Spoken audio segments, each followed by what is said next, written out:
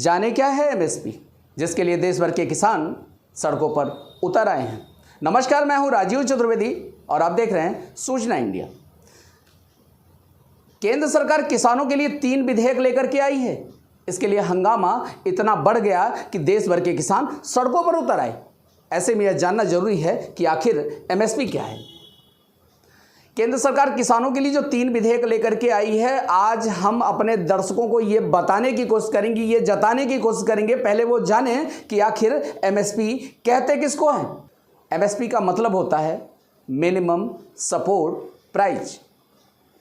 MSP किसानों के लिए एक जीवन बीमा है। एमएसपी यह सुनिश्चित करती है कि किसानों को उसकी फसलों की पैदावार और उनके रेट के अनुसार किसानों का कहीं कोई नुकसान नहीं होगा।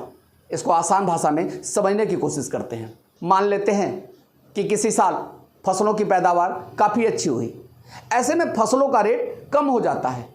अब मार्केट में किसानों को अपनी फसलें कम दामों में देनी पड़ रही हैं, इससे किसानों को नुकसान का सामना करना पड़ रहा। ऐसे में एमएसपी यह तय करती है कि किसानों को ज़्यादा नुकसान ना हो पाए।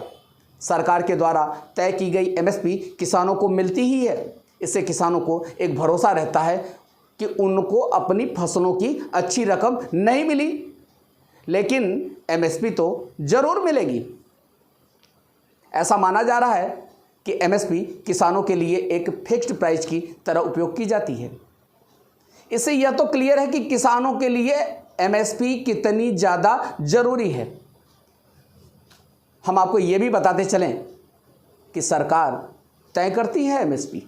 सरकार हर सीजन के शुरुआत में एमएसपी तय करती है। इसकी सिफारिश commission for agriculture cost and prices की ओर से की जाती है। इसमें किसानों को बाजार में फसलों की कम कीमत से ज़्यादा नुकसान नहीं होता। केंद्र सरकार ने बढ़ाई है एमएसपी, जैसा कि आप अभी चर्चा में चल रहा है। नरेंद्र सिंह तोमर ने रबी फसलों पर एमएसपी की बढ़ोतरी की जानकारी दी। उन्हें लोकसभा में इसकी जानकारी देते हुए कहा कि चना का एमएसपी 8.3% की वार्षिक वृद्धि दर से बढ़ाया गया है।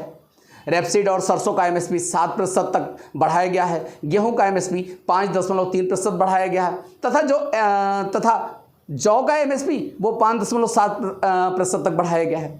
इसका मतलब है कि गेहूं में 50 रुपये की बढ़ोतरी, चना में 225 रुपये की बढ़ोतरी, मसूर में 300 रुपये की बढ़ोतरी, सरसों में 225 रुपये की, जौ में 75 रुपये की और कुसुम में 112 रुपये की बढ़ोतरी हुई। संसद और सड़क पर जो सांसद और नेता कृषि सुधार बिल का विरोध कर रहे हैं, उन्हें पहले कांग्रेस के वरिष्ठ नेता कपिल सिब्बल का वह बयान सुन लेना चाहिए। सिब्बल का यह वीडियो देखा जा सकता है। यह वीडियो 4 दिसंबर 2012 के लोकसभा की कार्रवाई का है। तब सिब्बल केंद्र में मंत्री थे। तब डॉक्टर मनमोहन सिंह के नेतृत्व वाली यूपीए सरकार थी और ऐसे ही सुधार करना चाहती थी। तब लोकसभा में सरकार की ओर से पक्ष रखते हुए सिब्बल ने कहा कि किसान जब अपने खेत से फसलों को मंडी तक ले जाता है तब 35 से 40% तक फसल खराब हो जाती है। मंडी में किसान को बिचौलियों के शोषण का शिकार होना पड़ता है। इन बिचौलियों की वजह से किसानों को फसल की बाजार कीमत का मात्र 17% राशि मिल पाती है। अब यह विपक्ष को तय करना है कि वह किसानों के साथ है या बिचौलियों के साथ।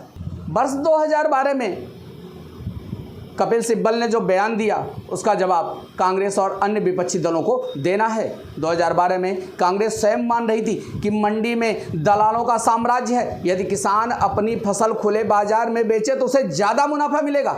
सवाल उठता है कि जब कांग्रेस की मंशा के अनुरूप ही कृषि क्षेत्र में सुधार किए जा रहे हैं तो फिर कांग्रेस आंदोलन क्यों कर रही है।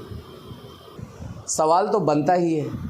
ये तो आने वाला वक्त ही बताएगा, ये जनता स्वयं तय करेगी।